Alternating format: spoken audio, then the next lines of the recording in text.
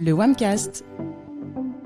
Toute l'actu de la visibilité naturelle par l'agence WAM. Bonjour à tous et bienvenue dans le WAMcast. Nouveau générique, vous l'entendez derrière moi, nouvelle année. Et qui dit nouvelle année, dit le fameux jeu des prédictions. Vous commencez à connaître le principe si vous nous écoutez depuis longtemps. À chaque début d'année, le même rituel. On fait le bilan de l'année précédente et surtout, on fait nos petites prédictions sur l'année qui débute. À mes côtés pour ce petit exercice, comme chaque année, Mathieu Doubé, manager des pôles SEO et data chez WAM. Salut Mathieu. Salut.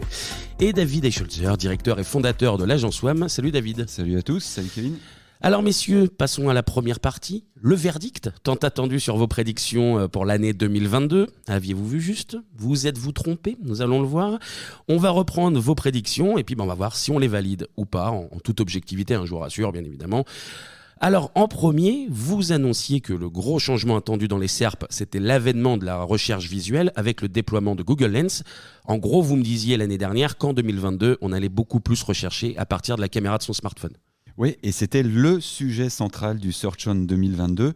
Lens, Google Lens est déployé partout.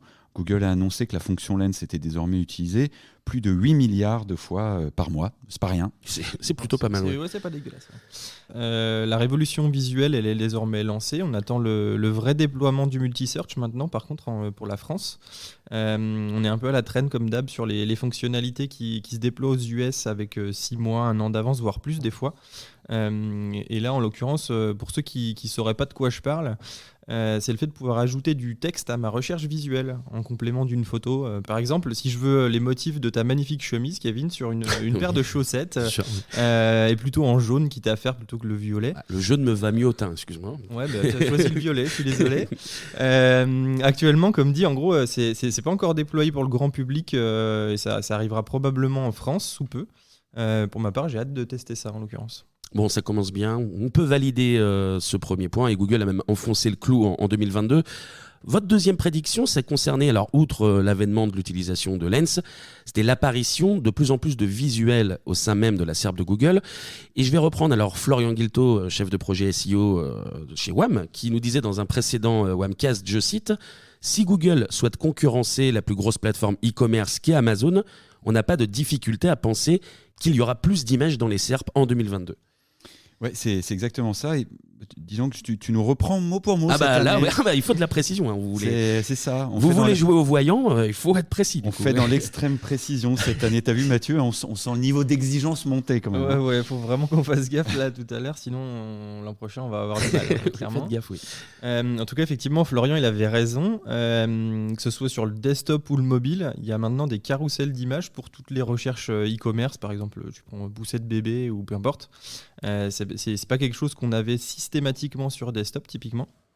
Et là, je vais ajouter surtout qu'aux US, tu as maintenant carrément des grilles de produits pour le type de demande que tu vas faire, que j'évoquais là juste avant.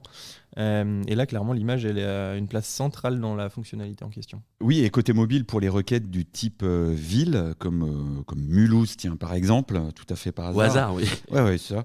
Tu as depuis quelques semaines maintenant donc des résultats avec des cartes visuelles qui affichent le plan, des visuels, les choses à faire. Et je vous vois venir, il y a plein de choses à faire à Mulhouse. On n'en doute pas une seule seconde de toute manière. Et puis on reviendra tout à l'heure sur le e-commerce, mais là aussi le point est validé, c'est bon. Pour terminer sur l'émergence du visuel, vous prédisiez plus de vidéos dans les SERP et plus précisément l'arrivée des short vidéos, donc TikTok, Shorts, réels, mais aussi des stories en 2022 en France. Ouais, et sur ce point, c'est plus mitigé, je crois. Allez, on va commencer par les bons points. D'après le SEMrush Sensor ces derniers jours, 34% des recherches mobiles affichaient des vidéos, toutes catégories confondues, que ce soit dans l'immobilier, le sport, le tourisme, etc. Tandis que sur desktop, cette proportion est de 22%. Mais encore fin novembre, elle n'excédait pas 7%. Donc on est pas mal. Il y a de plus en plus de vidéos, c'est ça mon message. dans les SERP. Oui, globalement, je pense qu'on est tous d'accord là, et nos auditeurs, j'espère qu'ils ne nous contrediront pas sur le fait que les vidéos, effectivement, elles ont vraiment fait leur apparition, elles se sont bien installées.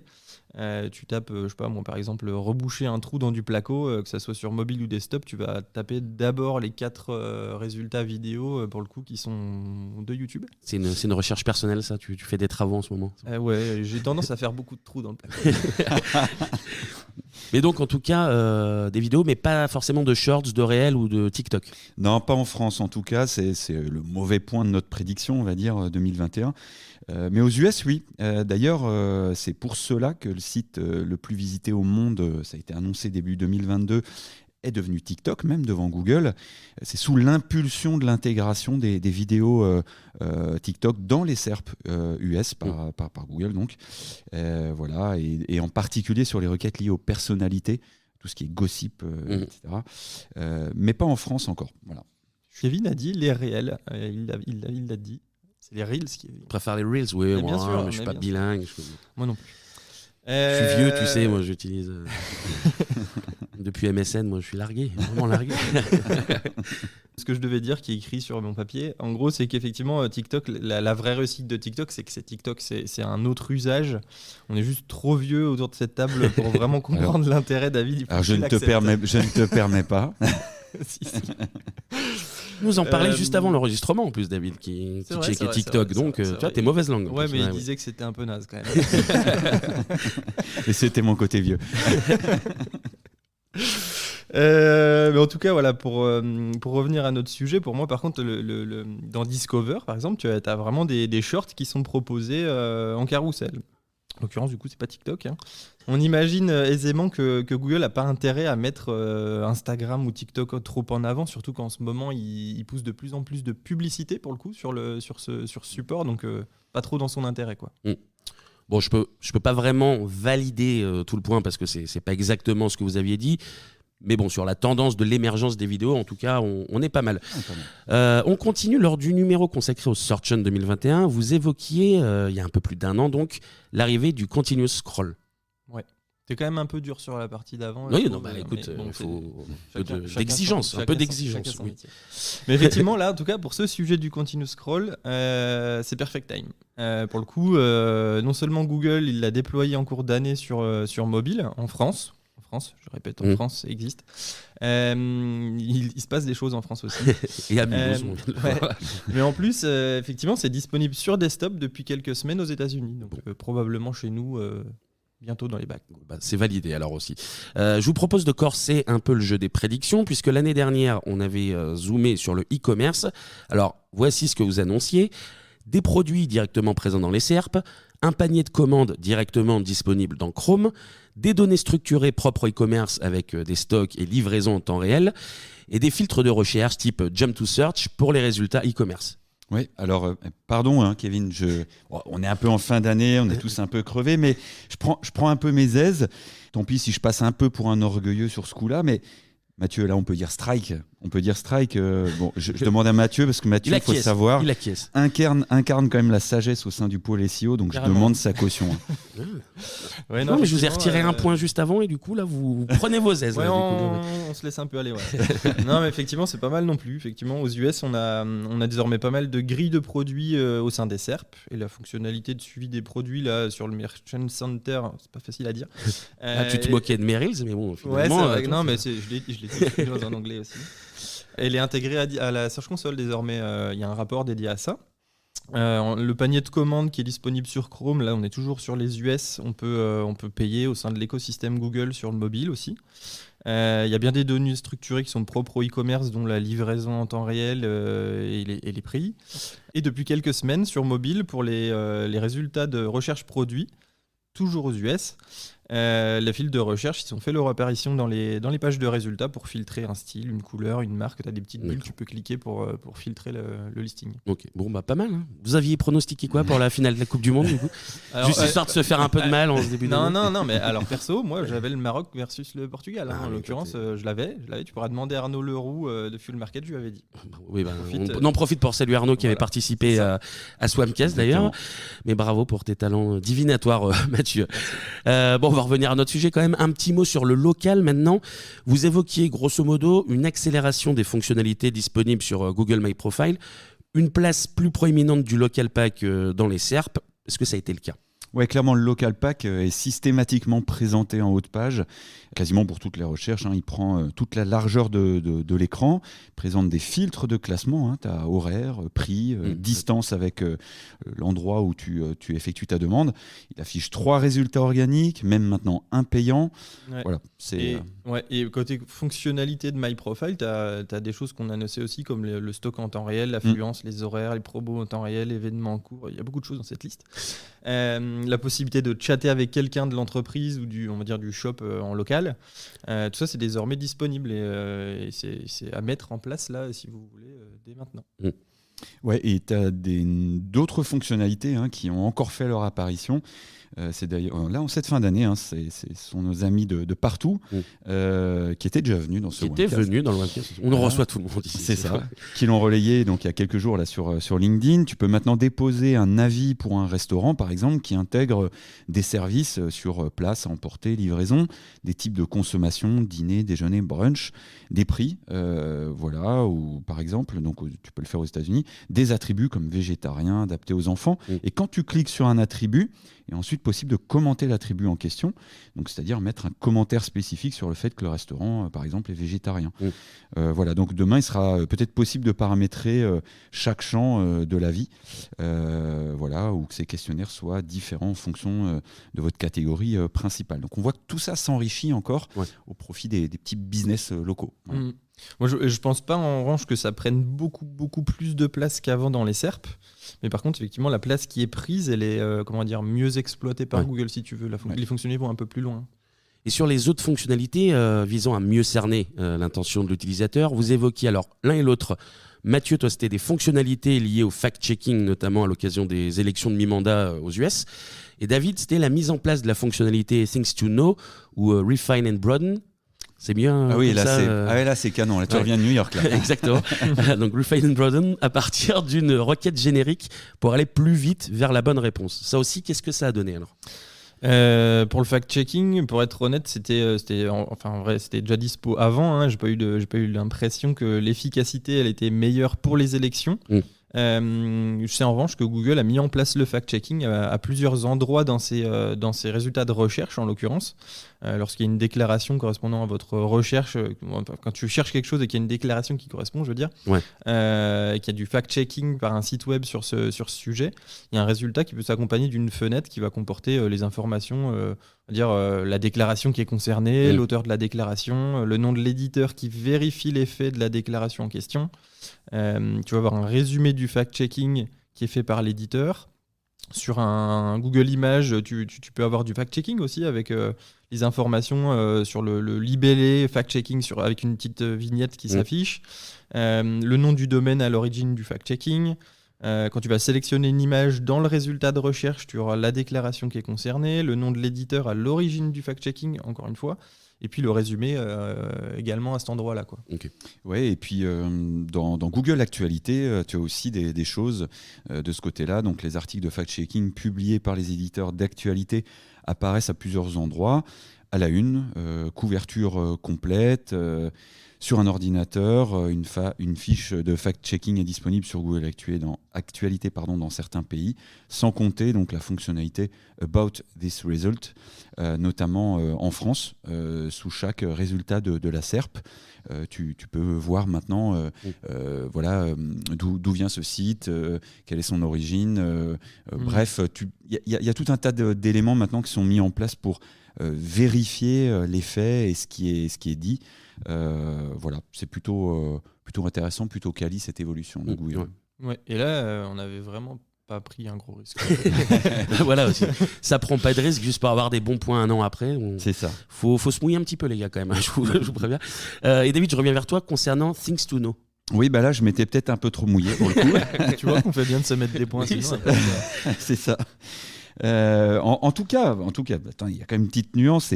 C'est moins glorieux parce que c'est pas en France, c'est pas déployé en France, mais aux US, oui, les possibilités d'affinage des résultats comme Things to Know, Refine and Broaden, je le dis pas aussi bien que toi quand même, sont en place. On espère voir cela l'année prochaine de notre côté de l'Atlantique. Oui, bon, c'est un petit peu loupé dans cette partie, du moins en France.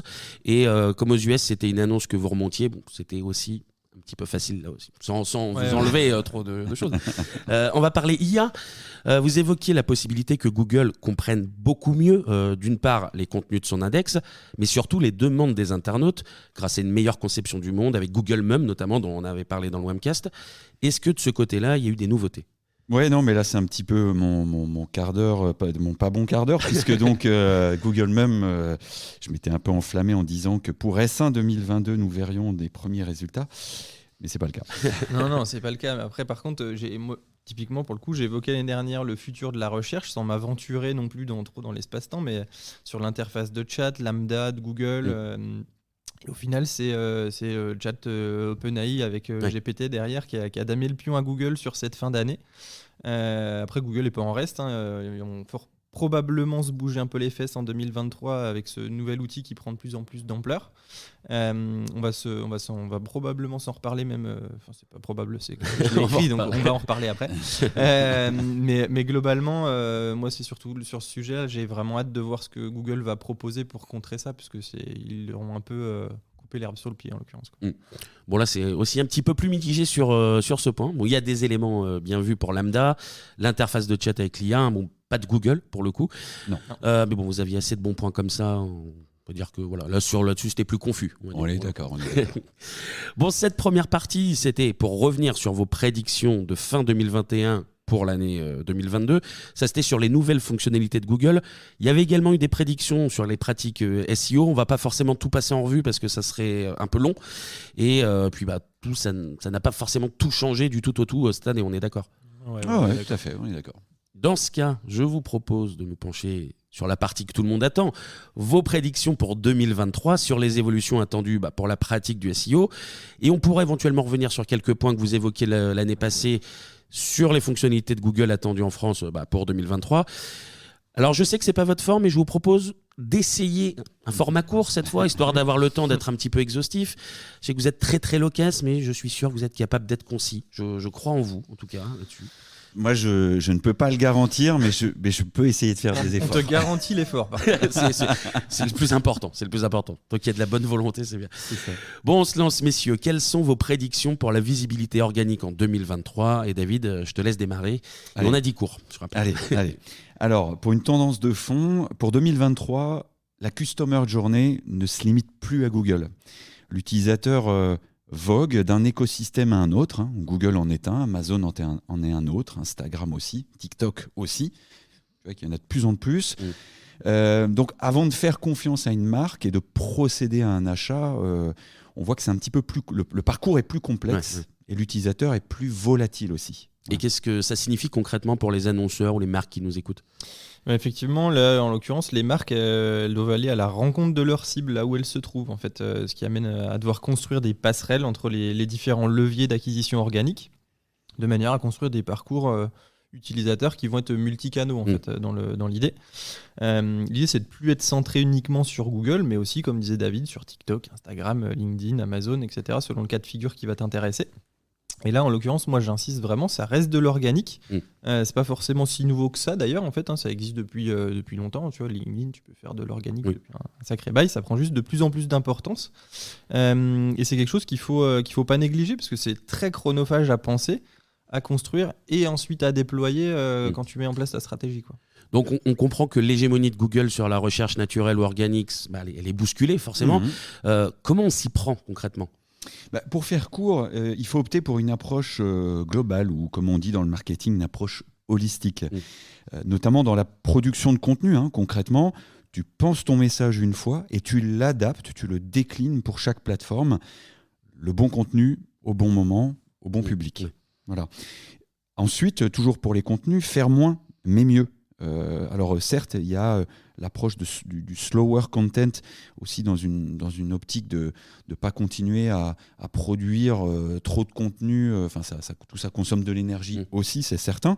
Mais en fait, l'idée, c'est aussi une approche plus qualitative, c'est-à-dire produire des contenus plus aboutis, meilleurs que ce qui est fait en la matière, par contre moins souvent. Ouais.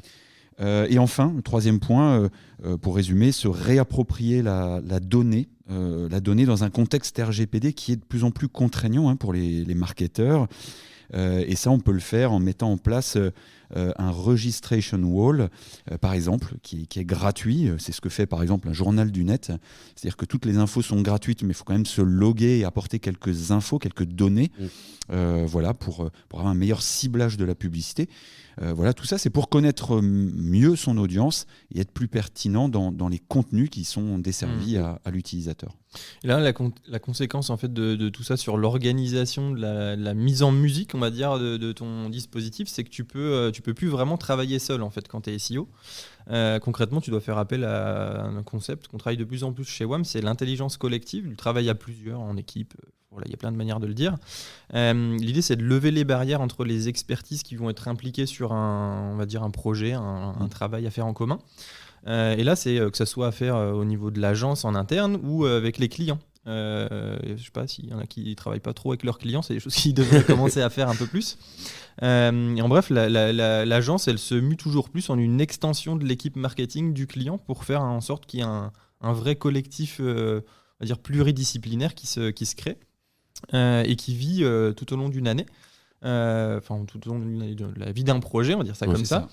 Et en gros, là, pour nous, même si la base de chaque métier, elle ne change pas tant que ça, l'idée, c'est qu'elle doit être impérativement partagée auprès de tous les autres métiers, que chacun comprenne bien les implications du boulot des autres. Et ça veut dire que c'est fini les silos, en l'occurrence, sauf pour le maillage interne. Donc ça, c'est la grosse tendance de fond pour 2023. On peut continuer avec une autre prédiction, Mathieu ?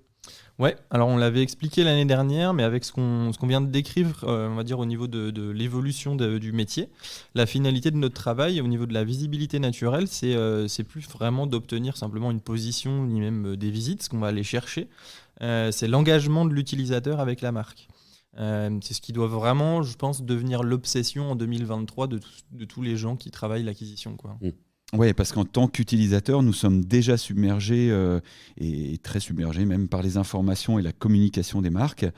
Les marques sont finalement engagées dans une véritable quête de l'attention des utilisateurs. Ouais. Et franchement, là, on a vraiment un sujet qui est complexe parce que travailler sur l'acquisition et travailler sur la conversion, c'est plus vraiment le même job. On revient vraiment sur le sujet des spécialistes qui doivent travailler main dans la main, en fait. Et ça, c'est d'autant plus compliqué que la donnée, comme je le disais tout à l'heure, est de moins en moins fiable avec l'application stricte de la RGPD. Ça veut dire concrètement que la marque perd une quantité de données assez importante. Par ces contraintes-là, on perd donc en fiabilité dans nos analyses. Et puis sans compter que le tracking peut encore être souvent, on rencontre sans accabler personne, des situations où le tracking n'est pas forcément bien fait, ou en tout cas pas souvent mis à jour dans le temps. Finalement ça biaise un petit peu les analyses. C'est pour ça qu'on pousse nous toujours plus les analyses UX. T'as moins de données, il faut que tu te recentres un peu sur l'utilisateur. Comment tu fais ? Tu mets des vrais gens dans une salle et tu observes ce qu'ils font. Donc pour nous, c'est un moyen fédérateur c'est un vrai moyen fédérateur pour nos actions au sein des projets web chez nos clients. C'est le moyen de mettre la main sur des points de friction que tu ne peux pas voir autrement lors d'une expérience de recherche qui va d'ailleurs jusqu'à une conversion en réalité. Tu penses aux études comportementales en l'occurrence là pour l'analyse de la search experience, j'imagine, quand tu dis ça ? Ouais, c'est exactement ça, puisque effectivement chez WAM on commence les expériences utilisateurs pas quand on arrive sur le site mais dès Google, puisque ça commence d'abord par Google et le plus souvent. Donc on a besoin d'apporter une analyse du comportement des utilisateurs face à la SERP, face aux pages de résultats de recherche. Parce que les données disponibles dans les outils habituels, qui sont Search Console, SEMrush, on en a beaucoup, elles apportent plein de choses, mais elles ne peuvent pas nous traduire des comportements. Donc avec ce type d'études comportementales, eh bien on va beaucoup plus loin. On peut analyser, on peut valider, plus qu'analyser même, des hypothèses. On peut tester des choses que le SEO ne permet pas de tester, quoi. Ouais. Voilà. Là, pour le coup, c'est vrai qu'entre l'eye tracking, les gaze plots, les tests quantitatifs sur des SERP fictives qu'on va reconstruire nous-mêmes, l'interview en temps réel qui est réalisée par un UX, l'analyse ensuite par une équipe pluridisciplinaire de toutes ces informations, ça nous ouvre un champ de recommandation pour les clients qui est vraiment très intéressant. Parce qu'en fait, au final, on sait pourquoi la personne, elle fait ce qu'elle a fait, quoi. Ce qu'on n'a pas quand on a juste la donnée brute. Exactement. Alors le revers ou la contrainte de tout ça, c'est qu'on a un volume d'informations avec tous les outils qui sont à disposition que vient d'évoquer Mathieu. On a un volume d'informations disponible qui est assez colossal. Il faut vraiment renverser la boîte de Lego sur la table. Et c'est ce qui rend le travail d'analyse assez difficile. En tout cas, ça prend du temps. Mais le vrai attrait de ce dispositif, c'est que l'on pointe des divergences aussi dans les comportements. Par exemple, entre ce qui est vu par l'utilisateur, entre ce qu'il fait, et ensuite dans l'interview, entre ce qu'il dit. Ouais. Et là, souvent, tu vois des divergences. C'est ça qui est vraiment intéressant lors de la search experience à analyser, quoi. Là, pour le coup, moi, j'ai vraiment hâte qu'on puisse en parler dans une conférence un jour avec un client qui voudra bien qu'on communique dessus. Ouais, lever le voile. Avec les vidéos à l'appui, parce que c'est vraiment très, très apprenant pour nous au niveau de ce que font les gens, quoi. Donc, vous avez mis la main sur une nouvelle pratique intéressante qui mêle UX, SEO et d'autres métiers de la data. Et vous pensez que c'est de plus en plus demandé par les annonceurs qui nous écoutent, en l'occurrence ? Ouais, c'est l'idée. Et pour être concret, quand on montre ce qui est faisable, ça fait pas de débat. Ouais. Okay. Quoi d'autre, messieurs ? GPT, mon cher Kevin. D'accord, donc je vois que 2023 va être l'année de l'humour et de la finesse, visiblement. Tout à fait. Je te laisse enchaîner. Vas-y, tu fais tes petites blagues. Tu fais tes petites blagues, là, vas-y. Non, mais je vois que tu t'as pas voulu assumer ma blague. Non. Très bien. Non, mais est-ce que tu as testé Chat OpenAI, Kevin ? Alors oui, bon. Je l'ai testé déjà pour faire des blagues comme un enfant de 12 ans au départ, bien évidemment, comme tout le monde. Mais bon, je reste un peu professionnel quand même. Non, j'ai quand même regardé ce que ça pouvait donner pour la rédaction de contenu, en l'occurrence, parce que c'est ce qui me concerne directement. Notamment, générer un plan détaillé sur un sujet précis. Et obligé de reconnaître que c'était plutôt intéressant. Alors, je me baserai pas dessus à 100%. Évidemment, il y a des limites, des grosses limites même. Mais n'empêche que je dois avouer que j'étais un peu surpris de la pertinence quand même de certains résultats. Et toi, t'en penses quoi, Mathieu ? Bah écoute, moi j'ai bien testé le champ des possibles. Et alors autant l'interrogation, on va dire, de la base de connaissances de l'outil, c'est assez sympa. Mais effectivement, si tu commences à creuser un peu, tu vois bien qu'il y a des limites sur la fiabilité. Donc, déjà, il n'y a rien qui est vraiment vérifié ou vérifiable d'ailleurs. Et ça, c'est une limite qui va être assez compliquée de passer, en fait, pour le coup. Là où moi je vois de très très gros intérêts pour ma part, c'est la capacité de traitement de l'information qu'on communique à l'outil. Pour le coup, j'invite vraiment les gens qui nous écoutent à tester la catégorisation, par exemple, d'une liste de mots-clés. Là, on est vraiment sur un traitement rapide et efficace. Et encore une fois, il ne faut pas laisser l'outil décider. Il faut lui dire ce qu'on veut, comment on veut qu'il le fasse. Et si tu veux, tu peux lui demander comment il ferait la catégorisation pour voir si tu as oublié quelque chose. Mais ensuite, pour on va dire, réaliser la catégorisation concrète dont tu as besoin pour faire ton étude mot-clé quand tu es SEO, là, on va dire que c'est toi qui dois lui imposer le fonctionnement qui est souhaité. Et c'est là que l'outil il est diablement efficace pour moi. Il va arriver à détecter les villes dans une immense liste de mots-clés, par exemple. Et ça, c'est hyper chronophage pour un humain. Maintenant, il faut aussi se dire que là, c'est ce qui est vraiment nouveau. C'est pas tant que la techno elle est disponible, ça existait déjà un peu avant, mais présenté différemment. Tu as juste un champ texte à exploiter et c'est beaucoup plus simple que ce qui existait auparavant où tu pouvais aller interroger avec une interface un peu moche. Et là, ce qui est assez fou, c'est que c'est un joujou qui est très simple et efficace en l'occurrence. Oui, alors sans doucher les espoirs suscités par cet outil puissant. Non, mais il faut toujours un ancien à un moment donné pour rappeler un petit peu. Ouais, pour rappeler les bases. Et c'est bien que tu te rappelles que j'ai dit que tu étais un peu plus vieux. Oui, ça n'appelait pas forcément un rebond. Non, mais ceux qui me connaissent savent que je suis un enthousiaste est vraiment optimiste sur globalement. Mais c'est clair que c'est hyper puissant, il faut le dire. Et on sent, j'ai même le prouvé, on sent qu'on est en train de vivre un changement technologique majeur, je le dis. Tout comme l'appareil photo numérique, la machine à écrire avant et Internet ont changé, par le passé les choses. Clairement, on est à un tournant. Cependant, je suis plutôt réservé à court terme sur l'apport d'un tel outil. J'entends là pour la rédaction de contenu. C'est bluffant, sur ce que tu disais tout à l'heure, Kevin, c'est bluffant, c'est spectaculaire, ok, mais non, ça ne remplace pas l'humain. C'est truffé d'erreurs. Ce truc est truffé d'erreurs. Les informations sont non vérifiées, non vérifiables, comme le disait d'ailleurs Mathieu, et en plus c'est bourré de préjugés. Si tu commences à rentrer sur certaines questions, ça dérive vite. Je m'arrête là. On va, dans certains cas, pouvoir travailler plus vite pour dégrossir un sujet, pré-classer des informations, pré-générer même un code. Et j'en oublie tellement les possibilités sont immenses. Je le répète, pas de problème. Mais sans vérification humaine, le risque, c'est de tomber dans le royaume de la médiocrité. L'outil est très bon dans le mimétisme. Mais c'est tout. Il a aucune connaissance du monde, donc il tient pas 2 secondes la comparaison avec un humain. Donc voilà, je dis quand même attention. Et comme l'a dit Seth Godin, le pape du marketing, sur son blog là, le 11 décembre, l'attention et la confiance n'évoluent pas. Donc attention à ne pas tomber dans la facilité, quoi. Est-ce que Google a quand même réagi depuis le lancement du chat GPT ? Parce que alors, certains osent prédire que le modèle économique de Google sera en danger avec un tel outil, c'est-à-dire qu'on n'aurait plus besoin d'aller requêter Google et donc on n'aurait plus à être exposé aux AdWords, donc la principale source de revenus de Google. Ouais, t'es extrêmement bien renseigné, puisque... Oui, je fais mon travail. Oui. C'est ça.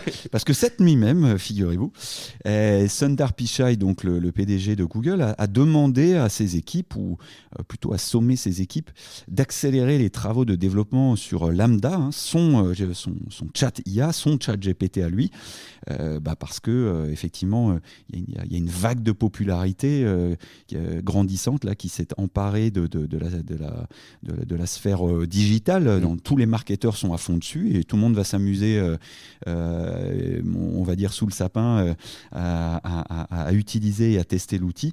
On s'est bien amusé au bureau aussi. Avec, c'est clair. Tout le monde pousse le truc à fond. En fait, l'article que j'ai lu, là, qui émane du New York Times, rappelle toutefois les nombreuses erreurs et limitations actuelles de ChatGPT. Encore une fois, truffées d'erreurs, sans compter les dérives et préjugés en tout genre. Donc, et c'est précisément pour cela que Google, c'est important de le rappeler, qui n'est pas en reste sur l'IA, clairement, je pense même qu'ils sont sacrément évolués, n'a pas sorti son outil Lambda, pourtant très performant lui aussi. Ça fait des années, ça fait quelques années qu'on suit le blog IA de Google et on voit bien qu'ils sont extrêmement loin. Mais par contre, ils ne l'ont pas sorti parce que pour eux, ça n'est pas abouti. D'ailleurs, Google a rappelé au Times, justement, avant la sortie de ChatGPT, par l'intermédiaire de Zubin Garamani, je ne sais pas comment ça se prononce, pardon, qui dirige le laboratoire d'IA de Google. Salut, en tout cas. Voilà, salut Zubin, de chez Google Brain. Les chatbots ne sont pas quelque chose que les gens peuvent utiliser de manière fiable au quotidien. Voilà, et c'est pour ça qu'on l'a pas sorti. Voilà. Et là, pour le coup, c'est pas mauvais joueur. Hein. C'est juste que ça dérive encore, quoi. Affaire à suivre, du coup, comme on dit. Ça. Voilà. Pour terminer sur les évolutions technologiques, vous aviez abordé à plusieurs reprises, il y a un an, lors du Search On 2021, également en 2022, Google Mum. On en avait parlé dans Swamcast. Je me souviens d'un exemple, c'est toi David qui l'avait abordé, où un utilisateur recherchait des infos pour aller gravir le mont Fuji, donc au Japon. Et tu nous disais que Mum irait chercher les informations donc, dans la langue de l'utilisateur, mais aussi dans la langue de la destination cherchée, donc le japonais en l'occurrence. Qu'est-ce qu'on peut attendre de ça en 2023 ? Tu te souviens bien. Ouais, j'ai une bonne mémoire en plus, c'est fou ça. Et surtout, les questions de Kevin sont de plus en plus affûtées. Franchement, il faut préparer son sujet avant de venir. C'est surtout Google qui décide, je pense, tu vois, avec un peu de recul là, c'est difficile de se lancer, ou alors au hasard. Tu vois, je m'étais risqué, je m'étais pris un mur. Je m'étais un peu enflammé l'année dernière, il y a un an justement sur le sujet, parce que c'est hyper enthousiasmant. Enfin, ce qui qu'ils annoncent, c'est assez dingue. C'est possible que Google commence à déployer des petites choses quand même. Je vais te donner un exemple qui n'a pas fait grand bruit, qui est sorti là il y a quelques jours, qui est en test en Inde et un peu aux US. C'est la possibilité de rechercher un petit champ recherche sous les vidéos, à l'intérieur d'un contenu audio d'une vidéo. Tu peux dire, est-ce que dans cette vidéo-là, on va aborder telle chose ? Et il te ressort le chapitrage. Ah oui. Et technologiquement, c'est spectaculaire. C'est vraiment une avancée. C'est un plafond de verre qu'ils ont crevé. Cela signifie qu'on va avoir de plus en plus de contenu recommandé, suggéré, après avoir lu, vu ou même écouté un contenu, comme par exemple, ou entendu un contenu comme par exemple ce fabuleux Wamcast. Voilà. Donc, et ça, c'était aussi des possibilités de Google même qu'ils annonçaient dans le Search On 2021. Donc les tests sont en cours et Google va nous réserver encore de belles surprises, mais par étapes, je pense. Bon, je vous rappelle juste quand même que pour les tendances 2023, on avait dit court, hein, juste une petite piqûre de rappel. On fait l'effort. Mais bon, quitte à déraper un petit peu, est-ce qu'il y a d'autres tendances à venir ? Par exemple, je sais que les années précédentes, vous me parliez du JavaScript. C'est toujours un sujet pour vous, Mathieu ? Ouais, alors pour faire simple sur le JS, c'est plus un sujet en fait. Tout le monde a intégré cette technologie. Pour les SEO, c'est plus un frein, clairement. Il y a des choses à faire, bien évidemment, mais si quelqu'un te dit que le JS, par exemple, c'est mauvais pour ton SEO, c'est juste qu'en fait, il ne maîtrise pas vraiment le sujet. Voilà, c'est tout. Désolé si c'est rapide comme réponse, mais c'est plus vraiment un sujet pour nous. Le métier, sur le métier, on va dire en 2022, donc pour 2023, c'est clairement pas un sujet non plus. D'accord. Tu veux qu'on continue pour aller vite en fait ou non, mais au moment où on enregistre, c'est Noël dans 3 jours, donc j'ai du temps encore. Je vous aime beaucoup, mais j'ai des cadeaux à aller ouvrir. Donc, alors j'enchaîne, t'as raison. Peut-être pour enchaîner, pour moi, il y a encore 3 grandes tendances qu'il faut vraiment qu'on évoque là, en l'occurrence, quand on fait ce Wamcast. On t'écoute. Pour moi, il y a la personnalisation des résultats de recherche qui va bientôt arriver. Je ne sais pas si le bientôt c'est 2023, mais ça va arriver. J'espère que c'est 2023, au moins aux US. Et là, je ne parle pas vraiment de la géolocalisation qui existe déjà, par exemple, mais plutôt du fait que Google, il sait qui tu es, il sait ce qui t'intéresse ou pas. Il est déjà capable de te proposer du contenu qui tient compte de ça via Discover. Et en fait, je le verrais vraiment bien pousser ça sur le concept du search pour t'amener directement les résultats qui te sont propres. Et plus vraiment la même chose à tout le monde en l'occurrence.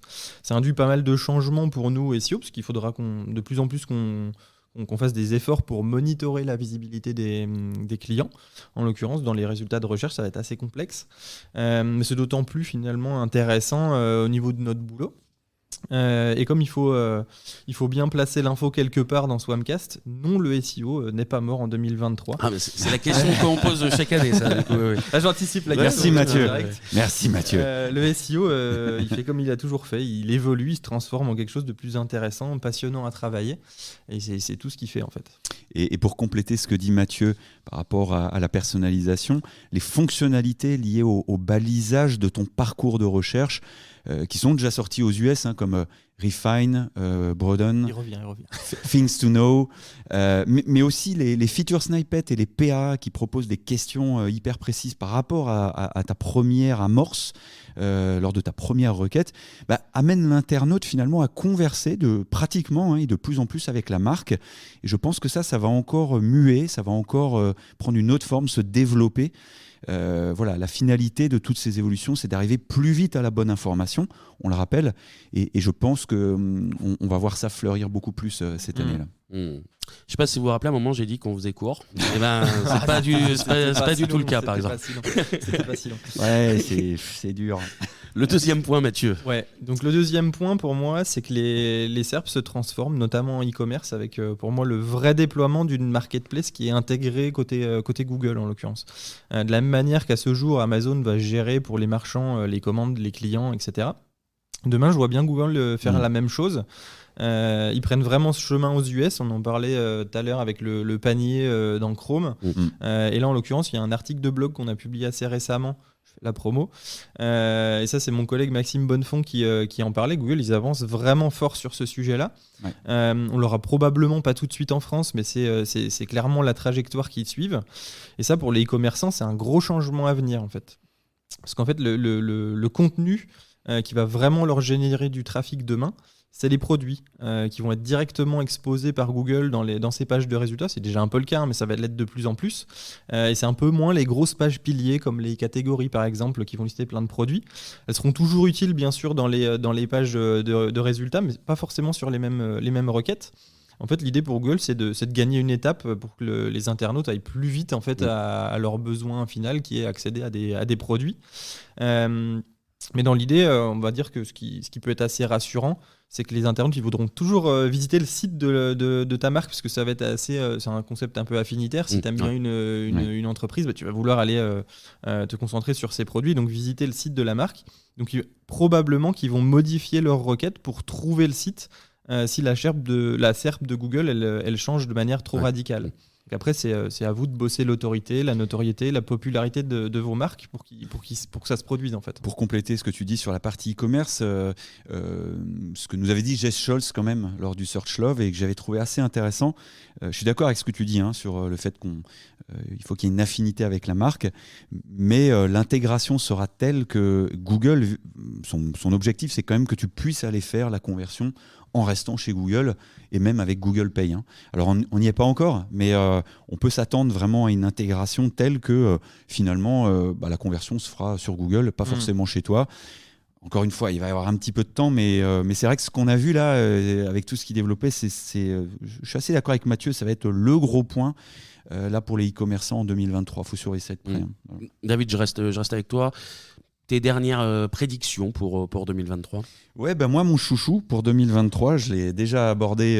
Dans le dernier Webcast. Oui. Ouais, tout à fait. Donc, je ne vais pas paraphraser, mais je le répète quand même dans les grandes lignes. Et pour faire court, il va falloir surveiller avec attention l'arrivée, je saute le pas, d'Apple Search en 2023. Voilà, Tom Anthony de Search Pilot nous avait bluffé lors de sa conférence par l'approfondissement et la qualité de l'intervention. C'est un travail de recherche assez important qu'il a fait. Les technos qui sont derrière sont vraiment tournés sur expérience utilisateur. Ça peut vraiment dépoter, ça me ferait presque changer d'avis, et je crois que Mathieu est pareil, de point de vue sur l'écosystème d'Apple. Nous, on n'est pas très fan, oui, c'est super, mais nous, je trouve que c'est un peu fermé. Et là, clairement, ils peuvent proposer un écosystème mobile natif, très cool, basé sur leurs milliards d'applications qu'ils ont sur l'App Store. Voilà, et encore une fois, sans paraphraser ce qu'on avait dit longuement dans le dernier Webcast, il y a une application pour chaque intention d'utilisateur. Et au-delà des applications, le déploiement des app clips, qui sont les tâches détachées des applications, comme par exemple commander un Uber, acheter un café dans le café du coin, réserver une trottinette. Tout ça est disponible en temps réel. Pas besoin d'être sur iPhone, c'est ouvert à tous, c'est disponible et mis à jour en temps réel. Pas de processus d'indexation. Technologiquement, c'est très fort. Comme disait Mathieu lors de notre discussion pour préparer le sujet, point de vue X, c'est assez bluffant. Voilà, moi, ce que je dis, c'est retenez juste qu'Apple Search va débarquer en 2023. Parce qu'il faut bien mouiller la chemise un peu. Un petit peu quand même. C'est ma prédiction phare pour clairement, pour moi, pour que je dise qu'Apple fait un truc bien, c'est vraiment très très bien, quoi. Cette fois, c'est tout, messieurs. Un dernier mot peut-être ? Il y a sans doute plein d'autres surprises qui nous attendent pour 2023. Peut-être aussi un des enseignements là, des 2 dernières années, avec maintenant la récurrence des événements comme le Search On. C'est que c'est Google qui décide, mais ça fait 20 ans que le SEO a vraiment émergé. Et on peut dire que c'est toujours aussi passionnant, il y a toujours des nouvelles choses. On voit que Google est dans des tests permanents. On suit pas mal de gens sur Twitter et on voit ces tests en temps réel. C'est passionnant à suivre, c'est génial. Donc oui, en dehors de notre petite prédiction et de ce petit jeu amusant, on sait qu'il y a encore plein de choses qui ne sont pas du tout prévues et qui vont débarquer. Ils ont une capacité d'innovation qui est monstrueuse. Voilà, donc ça c'est top. Il faut scruter de près. Ce qu'il faut bien avoir en tête, c'est qu'il ne faut pas s'enflammer quand on voit un test. Il ne faut pas partir tête baissée en se disant « Oh là là, ils ont fait ça, il faut absolument que je suive cette technologie. » Il faut attendre de digérer un peu l'information, voir ce qui se fait, etc. avant de déployer tout de suite des développements de malades et de mettre des moyens dans des choses qui vont peut-être durer 1 an et Et après, ça tombe à l'eau, quoi. Et est-ce qu'on a le droit de dire un dernier mot qui n'est pas scripté, Kevin? Vas-y. Bon, moi j'aimerais juste déjà vous remercier, vous et chaque intervenant du WAMcast, parce qu'on clôture l'année 2022. Et on ouvre la 2023 là. Exactement, on n'est pas loin des 20 000 écoutes, C'est c'est pas rien. Merci de nous écouter, on est plutôt fiers de ça, d'autant plus qu'on n'avait aucun objectif en se lançant. Kevin, tu nous avais dit, lançons-nous, il faut se lancer, on fait déjà 3 numéros et après on verra. Ça fait 3 ans. Du coup. Ouais, voilà, c'est clair, on en est au 35e, c'est pas rien. Merci de nous écouter, merci pour les petits messages qu'on a aussi dans les avis, ça fait plaisir et c'est du bon carburant pour la suite. Bien sûr. Voilà, pour une nouvelle année. Merci messieurs, je vous ai un peu bousculé, mais bon, je suis assez satisfait. Vous avez été concis finalement et complet, donc bravo à vous. C'est la fin, vous l'avez deviné, de ce premier numéro de l'année. On peut déjà se donner rendez-vous l'année prochaine pour faire le point sur toutes ces nouvelles prédictions. Je vais paraphraser David, merci de nous avoir écoutés et pour tous vos messages et vos commentaires. Vous pouvez retrouver tous nos anciens numéros sur notre site agence-wam.fr.